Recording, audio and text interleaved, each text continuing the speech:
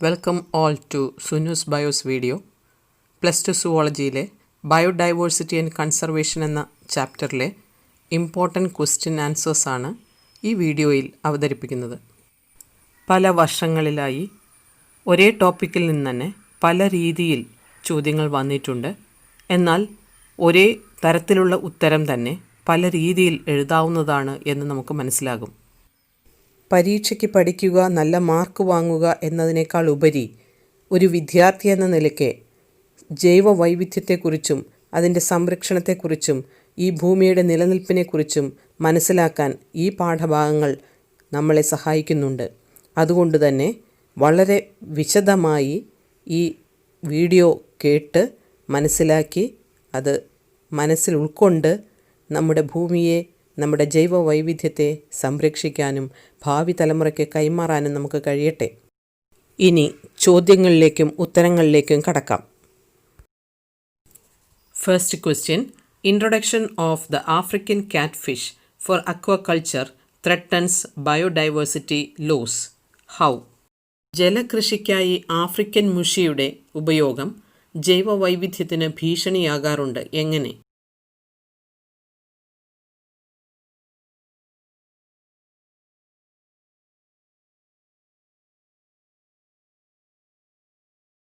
ഇനി ആൻസർ നോക്കാം.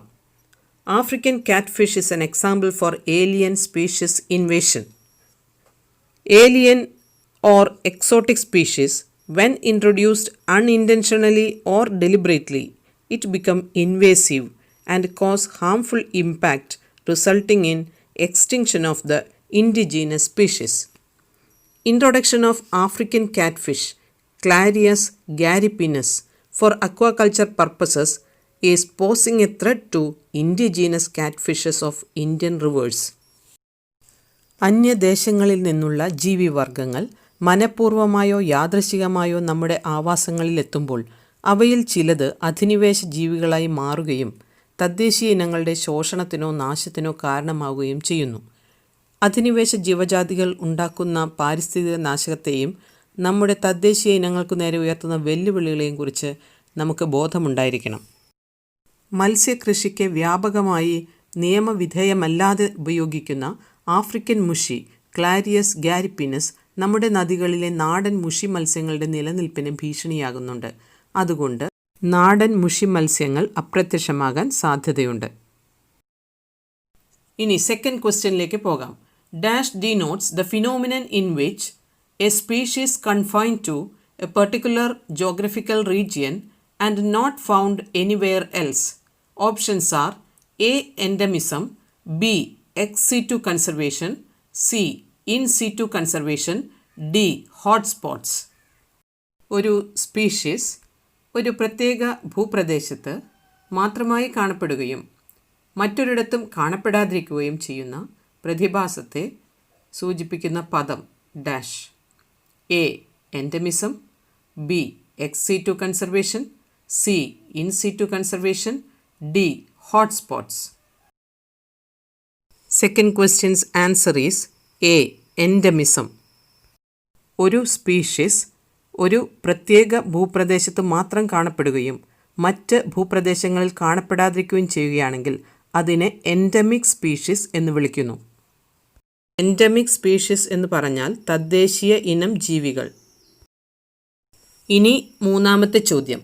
Greater biological diversity is reported in tropics than the temperate regions. Why? Hint any 3 points. മിതോഷ്ണ മേഖലകളെ അപേക്ഷിച്ച് ഉഷ്ണമേഖലകളിൽ ജൈവവൈവിധ്യം വളരെ കൂടുതലാണ്. എന്തുകൊണ്ട്? സൂചന ഏതെങ്കിലും 3 പോയിന്റുകൾ. Answer of third question. First point: temperate areas have undergone frequent glaciation in the past. It killed most of the species. Tropical regions have remained relatively undisturbed for millions of years and thus had a long time for species diversification. ജീവിവർഗങ്ങളുടെ ആവിർഭാവം കാലക്രമത്തിൽ സംഭവിക്കുന്ന ഒന്നാണ്. പണ്ടുകാലത്ത് സമശീതോഷ്ണ ഭൂപ്രദേശങ്ങൾ തുടർച്ചയായുള്ള ഹിമപാതത്തിന് വിധേയമായിട്ടുണ്ട്. നേരെ മറിച്ച് ഉഷ്ണമേഖലാ പ്രദേശങ്ങൾ ദശലക്ഷക്കണക്കിന് വർഷങ്ങളായി യാതൊരു കാലാവസ്ഥാ വ്യതിയാനങ്ങളുമില്ലാതെ തുടരുന്നു. അതുകൊണ്ട് തന്നെ ജീവിവർഗങ്ങളുടെ പരിണാമത്തിനും പുതിയ വർഗങ്ങളുടെ ആവിർഭാവത്തിനും ഉതകുന്ന തരത്തിൽ ദീർഘമായ ഒരു കാലയളവ് ഉഷ്ണമേഖലാ പ്രദേശങ്ങളിൽ ലഭിച്ചു. Second point, the tropical environments are relatively more constant, less seasonal and predictable.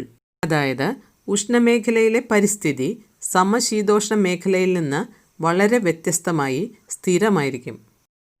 അതുകൊണ്ട് ഉഷ്ണമേഖലയിൽ പ്രവചനാതീതമായ മാറ്റങ്ങൾ ഉണ്ടാകുന്നില്ല.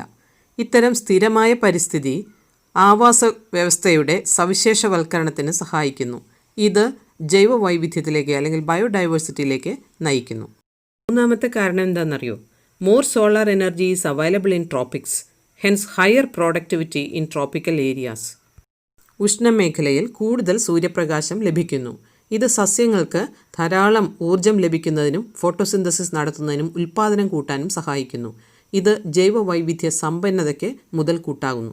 ഉഷ്ണമേഖലകളെ അല്ലെങ്കിൽ ട്രോപ്പിക്കൽ റീജിയൻസിനെ ഇത്ര വലിയ ജൈവസമ്പത്തിൻ്റെ കലവറയാക്കി മാറ്റുന്നത് എന്തുകൊണ്ടാണെന്ന് മനസ്സിലായല്ലോ. Fourth question. Z values of a frugivorous bat species are given below. Which value is not applicable to the continents? Options are 1. 0.6, 2. 0.65, 3. 0.20, 4th 0.68. ഒരു പഴന്തീനി വവ്വാൽ സ്പീഷീസിൻ്റെ Z വാല്യൂസ് താഴെ കൊടുത്തിരിക്കുന്നു. ഇതിൽ ഏത് വാല്യൂ ആണ് ഭൂഖണ്ഡങ്ങൾക്ക് ബാധകമല്ലാത്തത്? 1. 0.6, 2. 0.65, 3. 0.20, 4th 0.68. ഫോർത്ത് ക്വസ്റ്റ്യൻ്റെ ആൻസർ തേർഡ് വൺ 0.20 ആണ്. Because the analysis in a very large area like the whole continent gives a Z value that ranges from 0.6 to 1.2. ഈ ചോദ്യത്തിൽ ബാധകമല്ലാത്തതാണ് ചോദിച്ചിരിക്കുന്നത്. എന്താണ് Z value? Alexander von Humboldt എന്ന German naturalist species richness is increasing with increasing explored area എന്ന് കണ്ടുപിടിക്കുകയുണ്ടായി. But to a certain limit. The relationship between species richness and area can be a rectangular hyperbola when it is drawn as a graph. Z is slope of the line or regression coefficient. രേഖയുടെ ചെരിവ് എന്ന് പറയാം. ജീവശാസ്ത്രകാരന്മാരുടെ അഭിപ്രായത്തിൽ ഏത് ജീവിവർഗമായാലും ഏത് ഭൂപ്രദേശമായാലും Z-ൻ്റെ മൂല്യം 0.1നും 0.2നും ഇടയിലായിരിക്കും. ഇനി പറയാൻ പോകുന്നത് പ്രത്യേകം ശ്രദ്ധിക്കുക. ഭൂഖണ്ഡങ്ങൾ പോലുള്ള വലിയ പ്രദേശങ്ങളിലെ സ്പീഷീസ് റിച്ച്നെസ്സും ഏരിയയും പരിഗണിക്കുമ്പോൾ Z-ൻ്റെ മൂല്യം 0.6 മുതൽ 1.2 വരെയായിരിക്കും. ഡിഫറെൻറ്റ് കോണ്ടിനെൻസിലെ ട്രോപ്പിക്കൽ ഫോറസ്റ്റിൽ കാണപ്പെടുന്ന ഫ്രൂഗിവോറസ് അല്ലെങ്കിൽ ഫ്രൂട്ട് ഈറ്റിംഗ് ബേർഡ്സ് ആൻഡ് മാമൽസിൻ്റെ കാര്യത്തിൽ ഈ Z വാല്യൂ അല്ലെങ്കിൽ slope is found to be 1.15. അഞ്ചാമത്തെ ചോദ്യം. Distinguish in situ conservation from ex situ conservation with one example each. In situ കൺസർവേഷനും എക്സ് സിറ്റു കൺസർവേഷനും ഓരോ ഉദാഹരണ സഹിതം വേർതിരിച്ച് വിശദീകരിക്കുക. In situ conservation is otherwise called on site conservation. First point is protection of endangered species in their natural habitat is called in situ conservation. വേറാസ് in ex situ conservation അല്ലെങ്കിൽ off site കൺസർവേഷനിൽ protection of threatened animals and plants in special care units outside natural habitat. ജൈവസമ്പത്തിന് പരമാവധി സംരക്ഷണം ഉറപ്പാക്കുന്നതിനായി അവയെ തദ്ദേശീയമായി സംരക്ഷിക്കുന്നു. ഇതിനെയാണ് ഇൻ സിറ്റു കൺസർവേഷൻ അല്ലെങ്കിൽ തൽസ്ഥല സംരക്ഷണം എന്ന് പറയുന്നത്. എൻഡമിക് സ്പീഷീസുകളെ ജൈവവൈവിധ്യ ഹോട്ട്സ്പോട്ടുകളിൽ ഇൻ സിറ്റു കൺസർവേഷൻ നടത്തുന്നു. എന്നാൽ എക്സ് സിറ്റു കൺസർവേഷനിൽ, അതിന് മലയാളത്തിൽ ബഹിർസ്ഥല സംരക്ഷണം എന്നാണ് പറയുക, ഇവിടെ വംശനാശ ഭീഷണി നേരിടുന്ന ജന്തുക്കളെയും സസ്യങ്ങളെയും അവയുടെ സ്വാഭാവിക ആവാസത്തിൽ നിന്ന് പ്രത്യേക സംരക്ഷിത ചുറ്റുപാടുകളിലേക്ക് മാറ്റിപ്പാർപ്പിച്ച് പ്രത്യേക ശ്രദ്ധ നൽകി സംരക്ഷിക്കുന്നു. ഉദാഹരണം മൃഗശാലകൾ, സസ്യോദ്യാനങ്ങൾ, വന്യജീവി സഫാരി പാർക്കുകൾ ഇവയെല്ലാം എക്സ് സിറ്റു അല്ലെങ്കിൽ ബഹിർസ്ഥല സംരക്ഷണം കൊടുക്കുന്ന സ്ഥലങ്ങളാണ്. രണ്ടാമത്തെ വ്യത്യാസം നോക്കാം. In situ conservation whole ecosystem or biodiversity at all levels is protected, whereas in ex situ conservation is necessary when urgent measures to save extinction are required. In situ കൺസർവേഷനിൽ ജീവിയെ മാത്രമല്ല ജീവി ഉൾപ്പെടുന്ന മൊത്തം ആവാസ വ്യവസ്ഥയെ സംരക്ഷിക്കുന്നു. എന്നാൽ എക്സ് സിറ്റു കൺസർവേഷനിൽ ഏത് ജീവിയാണോ എൻഡേഞ്ചേർഡ് ആയിട്ടുള്ളത് അല്ലെങ്കിൽ എക്സ്റ്റിങ്ഷൻ നാമാവശേഷമാകാൻ പോകുന്നത് അതിനെ മാത്രം സെലക്ട് ചെയ്ത് പുറത്തു കൊണ്ടുവന്ന് മൃഗശാലയിൽ സംരക്ഷിക്കുന്നു. മൂന്നാമത്തെ point, in situ conservation the places are protected by law or other means, whereas in ex situ conservation human management and care is highly essential. In situ കൺസർവേഷനുള്ള ഏരിയാസ് എല്ലാം നിയമപ്രകാരം മനുഷ്യ നിരോധിത മേഖലയായി ജീവജാലങ്ങളെ സംരക്ഷിക്കുന്നു. എന്നാൽ എക്സ് സിറ്റു കൺസർവേഷനിൽ മനുഷ്യർ തന്നെ പ്രത്യേകം ശ്രദ്ധ കൊടുത്ത് ജീവികളെ സംരക്ഷിക്കുന്നു. ഇൻ സിറ്റു കൺസർവേഷൻ എക്സാമ്പിളാണ് biodiversity hotspots, biosphere reserves, national parks, wild life sanctuaries and Sacred groups. ജൈവ വൈവിധ്യ ഹോട്ട്സ്പോട്ടുകൾ, ബയോസ്ഫിയർ റിസർവുകൾ, ദേശീയോദ്യാനങ്ങൾ, വന്യജീവി സങ്കേതങ്ങൾ, കാവുകൾ എന്നിവയാണ് ഇൻ സിറ്റു കൺസർവേഷന് ഉദാഹരണങ്ങൾ. ഇനി എക്സ് സിറ്റു കൺസർവേഷൻ്റെ ഉദാഹരണങ്ങൾ നോക്കാം. Botanical gardens, zoological park, seed banks എന്നിവയാണ് ഉദാഹരണങ്ങൾ. മലയാളത്തിലാണെങ്കിൽ മൃഗശാലകൾ, സസ്യോദ്യാനങ്ങൾ, വന്യജീവി സഫാരി പാർക്കുകൾ, വിത്തു ബാങ്കുകൾ എന്നിവ എക്സ് സിറ്റു കൺസർവേഷന് ഉദാഹരണങ്ങളാണ്. ക്രയോ പ്രിസർവേഷൻ അല്ലെങ്കിൽ അതിശീത സംസ്കരണ സങ്കേതം, ഇതിൻ്റെ സഹായത്താൽ വംശനാശ ഭീഷണി നേരിടുന്ന ജീവികളുടെ ലിംഗകോശങ്ങൾ ശേഖരിച്ച് ദീർഘകാലം സൂക്ഷിച്ചു വയ്ക്കുക, പരീക്ഷണശാലയിൽ വെച്ച് അണ്ഡകോശങ്ങളിൽ കൃത്രിമമായി ബീജസംയോഗം നടത്തുക എന്നിങ്ങനെ ബഹിർസ്ഥല സംരക്ഷണം അല്ലെങ്കിൽ എക്സ് സിറ്റു കൺസർവേഷൻ്റെ നൂതന മാർഗങ്ങളാണ്. ആറാമത്തെ ചോദ്യം, the year 2010 has been declared as the international biodiversity year by United Nations. Question A. Point out the levels of diversity in nature. B. Give a brief description about the Evil Quartet.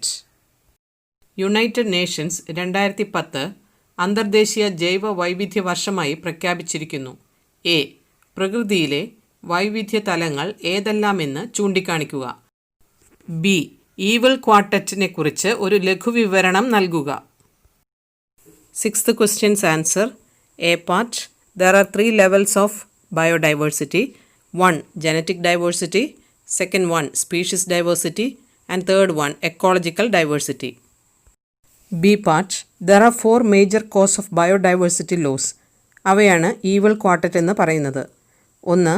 Habitat loss and fragmentation. 2. Over exploitation. 3. Alien species invasions. 4. Co extinctions. ഇതിൽ ആദ്യത്തേത് നോക്കാം. Habitat loss and fragmentation. Destruction of habitat is the primary cause of extinction of species. Tropical rain forest initially covered 14% of the land surface of the earth, but now cover only 6% of land area. സസ്യങ്ങളെയും ജന്തുക്കളെയും വംശനാശത്തിലേക്ക് തള്ളിവിടുന്ന ഏറ്റവും പ്രധാനപ്പെട്ട കാരണമാണ് ആവാസനാശവും വിഭജനവും. ഒരിക്കൽ ഭൂമിയുടെ ഉപരിതലത്തിൻ്റെ 14% ഏറെ ഉണ്ടായിരുന്ന മഴക്കാടുകൾ ഇന്ന് 6% ഉള്ളൂ. അവ വളരെ വേഗത്തിൽ നശിച്ചുകൊണ്ടിരിക്കുന്നു. The Amazon rainforest, called lungs of the planet, is being cut and cleared for cultivation of soybeans and for conversion into grasslands for raising beef cattle. When large size habitats are broken or fragmented due to human settlements, building of roads, digging of canals, etc., the population of animals requiring large territories and some animals with migratory habitats reduce or declines. ഭൂമിയുടെ ശ്വാസകോശങ്ങൾ എന്നറിയപ്പെടുന്ന Amazon മഴക്കാടുകളിൽ ദശലക്ഷക്കണക്കിന് ജീവിവർഗങ്ങളാണുള്ളത്. ഈ കാടുകളെ soybean കൃഷിക്കും മാടു വളർത്തലിന് ആവശ്യമായ പുൽമേടുകൾക്കുമായി വെട്ടിവെളുപ്പിച്ചുകൊണ്ടിരിക്കുന്നു. ആവാസ വ്യവസ്ഥകളുടെ നാശം കൂടാതെ മലിനീകരണം മൂലം ആവാസങ്ങൾക്കുണ്ടാകുന്ന അപജയവും പലയിനം ജീവികളുടെയും നിലനിൽപ്പിന് ഭീഷണിയാവുന്നുണ്ട്. മനുഷ്യൻ്റെ വിവിധ തരം പ്രവൃത്തികൾ കാരണം വലിയ ആവാസങ്ങൾ പലതായി വിഭജിക്കപ്പെടുമ്പോൾ കൂടുതൽ അതിർത്തികൾ ആവശ്യമുള്ള ദേശാടന പക്ഷികൾ അടക്കമുള്ള ജീവിവർഗങ്ങളെ അത് പ്രതികൂലമായി ബാധിക്കുന്നു. ഇത് ആ ജീവിഗണത്തിൻ്റെ എണ്ണം കുറയാനിടയാക്കുന്നു. ഈവിൾ ക്വാർട്ടറ്റിൽ രണ്ടാമത്തേതാണ് ഓവർ എക്സ്പ്ലോയിറ്റേഷൻ അല്ലെങ്കിൽ അമിത ചൂഷണം. Over exploitation of natural resources results in degradation and extinction of the resources. Example, population of stellar sea cow, passenger pigeon and many marine fishes become reduced due to overexploitation. മനുഷ്യൻ തൻ്റെ ആഹാരത്തിനും അഭയത്തിനും എല്ലായ്പ്പോഴും പ്രകൃതിയെ ആശ്രയിച്ചിരുന്നു. എന്നാൽ മനുഷ്യൻ്റെ ആവശ്യം അത്യാഗ്രഹത്തിന് വഴിമാറിയപ്പോൾ അത് പ്രകൃതി വിഭവങ്ങളുടെ അമിത ചൂഷണത്തിന് കാരണമായി. മനുഷ്യൻ്റെ അത്യാർത്തി കൊണ്ട് മാത്രം കഴിഞ്ഞ 500 വർഷങ്ങൾക്കുള്ളിൽ പല ജീവിവർഗങ്ങളും ഭൂമിയിൽ നിന്ന് അപ്രത്യക്ഷമായി. ഉദാഹരണം, സ്റ്റെല്ലറുടെ കടൽ പശു, സഞ്ചാരിപ്രാവ് തുടങ്ങിയവ. ഇന്ന് ലോകമെമ്പാടും വളരെയധികം കടൽ മത്സ്യങ്ങളെ അമിതമായി പിടിക്കുന്നുണ്ട്. ഇത് വാണിജ്യ പ്രാധാന്യമുള്ള ചില സ്പീഷീസുകളുടെ തുടർന്നുള്ള നിലനിൽപ്പിന് ഭീഷണിയാകുന്നു. ഈവിൾ ക്വാർട്ടറ്റിലെ മൂന്നാമത്തേതാണ് alien species invasion. Alien species means exotic species. When alien species introduced, they become invasive and cause harmful impact resulting in extinction of indigenous species. അന്യദേശങ്ങളിൽ നിന്നുള്ള ജീവിവർഗങ്ങൾ മനഃപൂർവമായോ യാദൃച്ഛികമായോ നമ്മുടെ ആവാസങ്ങളിലെത്തുമ്പോൾ അവയിൽ ചിലത് അധിനിവേശ ജീവികളായി മാറുകയും തദ്ദേശീയ ഇനങ്ങളുടെ ശോഷണത്തിനോ നാശത്തിനോ കാരണമാവുകയും ചെയ്യുന്നു. ഉദാഹരണത്തിന്, കിഴക്കേ ആഫ്രിക്കയിലെ വിക്ടോറിയ തടാകത്തിലേക്ക് നൈൽ പെർച്ച് എന്ന മത്സ്യത്തെ നിക്ഷേപിച്ചപ്പോൾ ആ തടാകത്തിലുണ്ടായിരുന്ന 200-ലധികം തദ്ദേശീയ ഇനം സിക്ലിഡ് മത്സ്യങ്ങൾ അപ്രത്യക്ഷമായി.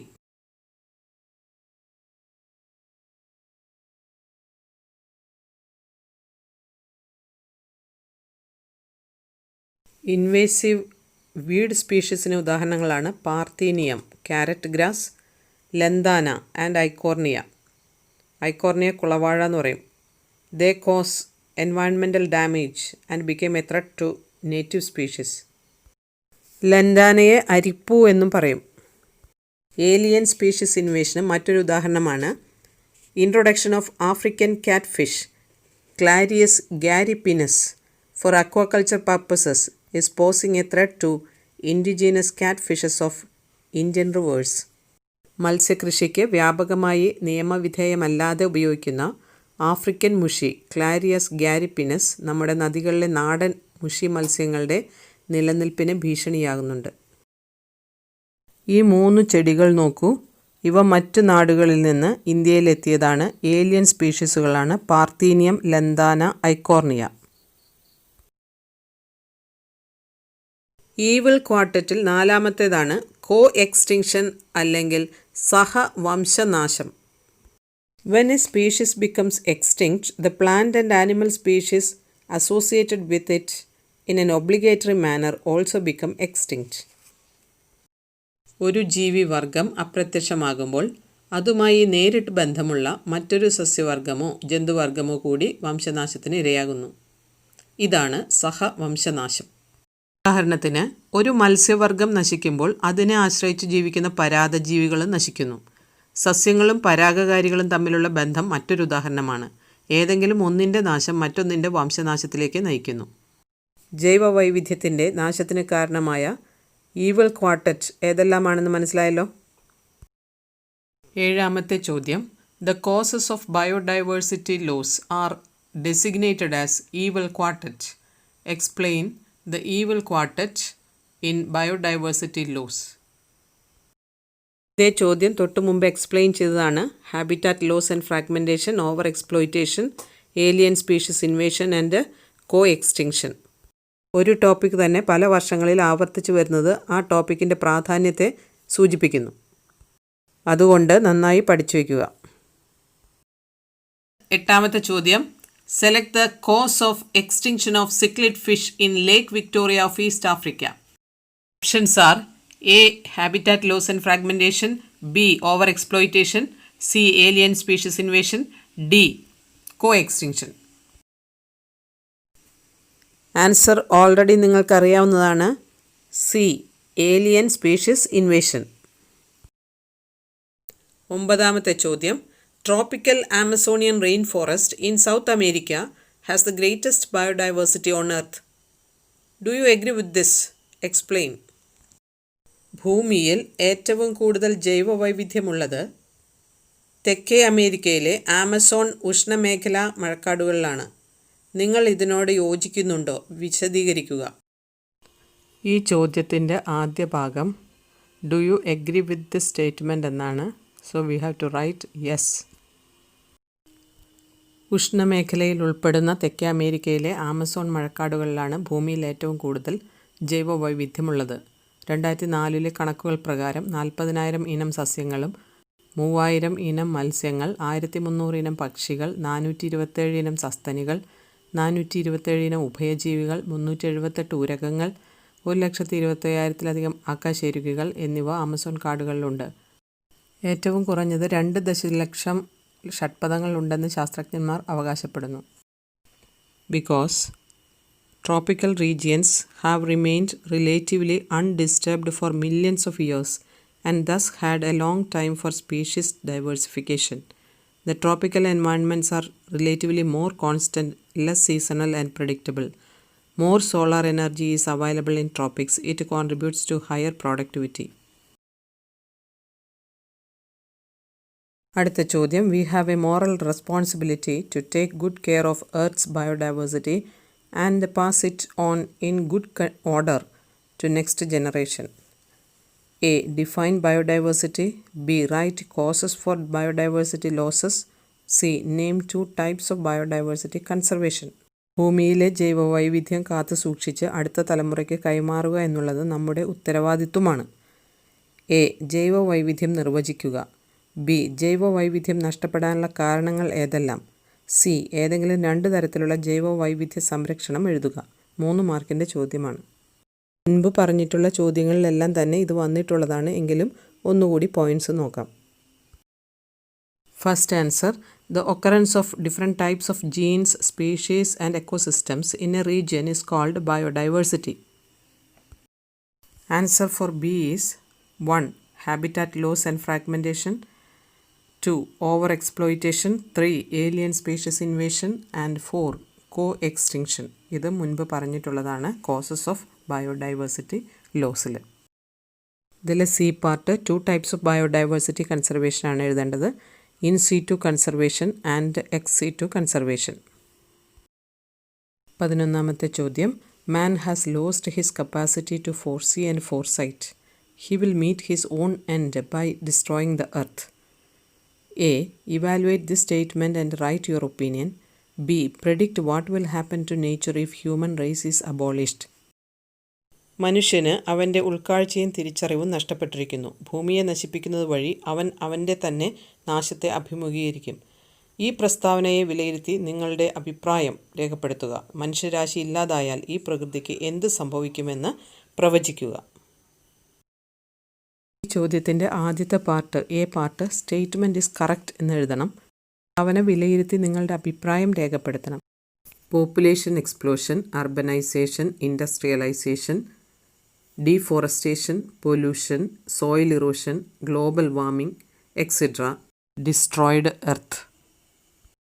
ജനസംഖ്യാ വർധനവ്, നഗരവൽക്കരണം, വ്യാവസായിക വിപ്ലവം, വനനശീകരണം, മണ്ണ്, വായു, വെള്ളം എന്നിവയുടെ മലിനീകരണം, മണ്ണൊലിപ്പ്, ആഗോളതാപനം ഇവയെല്ലാം ഭൂമിയിലെ ആവാസവ്യവസ്ഥ താറുമാറാക്കുന്നു. Diversity of plants and animals reduced.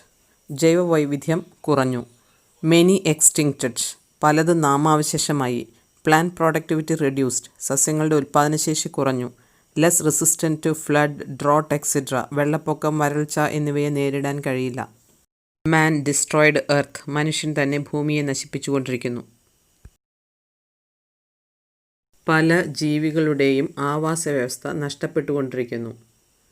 ആവാസ വ്യവസ്ഥയുടെ ഉയർന്ന ശ്രേണിയിലെ മനുഷ്യൻ്റെ നിലനിൽപ്പ് ഏറ്റവും അപകടകരമായ അവസ്ഥയിലെത്തിയിരിക്കുന്നു. മനുഷ്യരാശി ഇല്ലാതായാൽ ഈ പ്രകൃതിക്ക് എന്ത് സംഭവിക്കുമെന്ന് പ്രവചിക്കുക.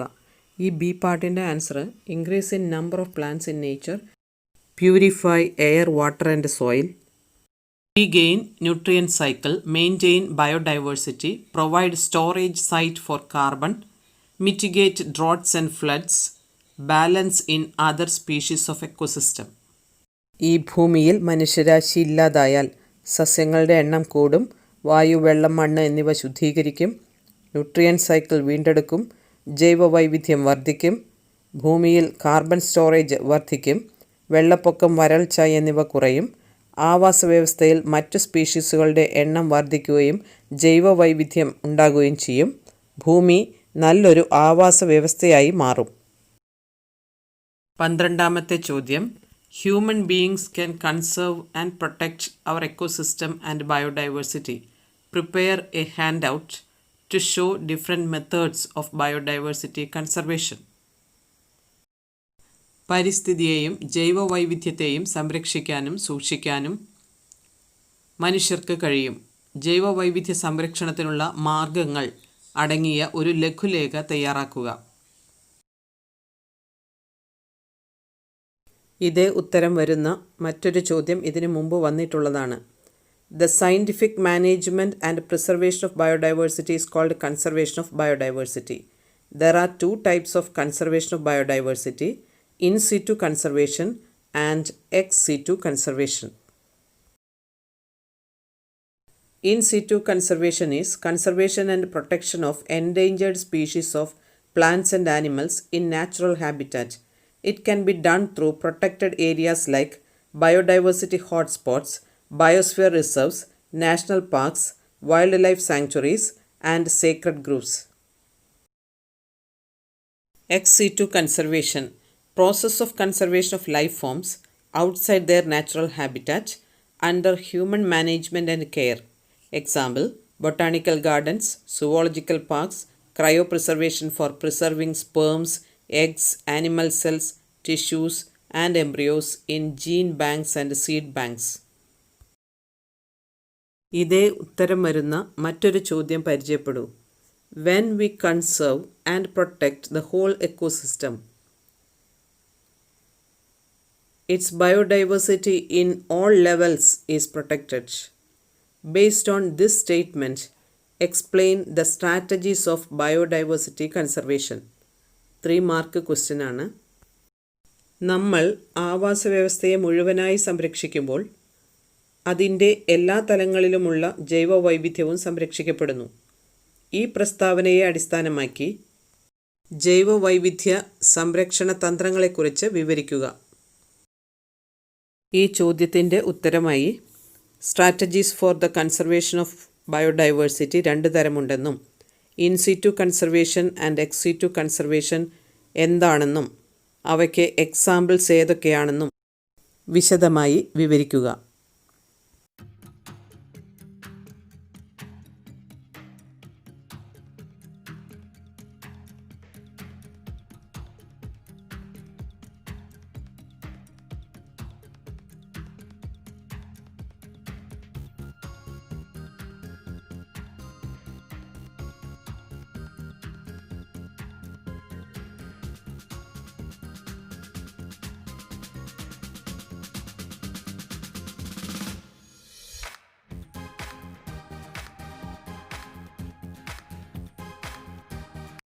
പതിമൂന്നാമത്തെ ക്വസ്റ്റ്യന് ഒരു ചോയ്സ് ഉണ്ട്, അല്ലെങ്കിൽ ഓർ ക്വസ്റ്റ്യൻ ഉണ്ട്.